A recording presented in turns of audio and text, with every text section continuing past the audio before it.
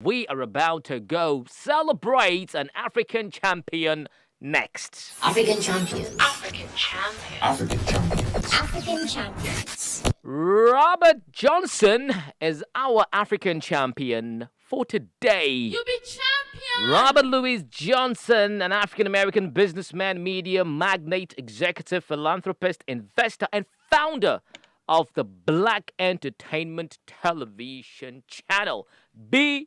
I mean, we always talk about it. That artist won the BET Hip Hop Awards 2020 there. Charlie, I remember back in the days when BET was like the big ish. It's not like it's not the big ish, but for us, in high school and everything, you cannot miss the BET Hip Hop Awards or the BET Awards. I mean, whichever way it is, you want to see your favorite artist perform. Huge, man, huge. Now, BET is an American cable television network and multimedia group providing news, entertainment, and other programming developed primarily for African American viewers, because BET also operates a channel geared toward African American women. Interesting, because you don't have the opportunity. You're not actually given more, access to actually show what you have. The creative industry at that time was limited. Okay, we've seen the likes of the NWA group from Compton, California, coming up, and the challenges they faced, with the cops and other, majority groups and what have you, suppressing their arts and everything, and it became something else, like the radical group and this and that. But well, this is a platform that has to be provided for you, the minority, as well, to also get your fair share of publicity, because it's very necessary. Now, BET Her, which is also for geared towards the African American women, features contemporary and 20th century popular music through BET Gospel, BET Hip Hop, BET Jams, and BET Soul. Produces documentaries and movies for distribution on the BET channel and sponsors the BET Awards. Now, Robert Johnson is also the first African-American majority owner of a major professional sports team. That is the Charlotte Hornets, the basketball team in the United States. Now, he, as a lobbyist of the nascent cable industry from 1976 to 1979, Robert Johnson noticed that the large African-American TV audience was going unrecognized and untapped. Potential day. We get the potential, but nobody won't recognize you because, you're not good enough.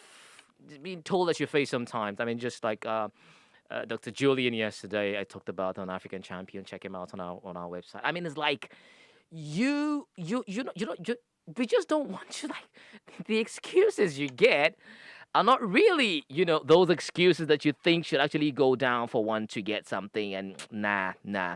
So, Juliet, Mr. Johnson, I beg your pardon, Juliet was yesterday. So, Mr. Johnson built BET from a tiny cable outlet, airing only 2 hours of programming a week in 1980, to a broadcasting giant that claimed an audience of more than 70 million households.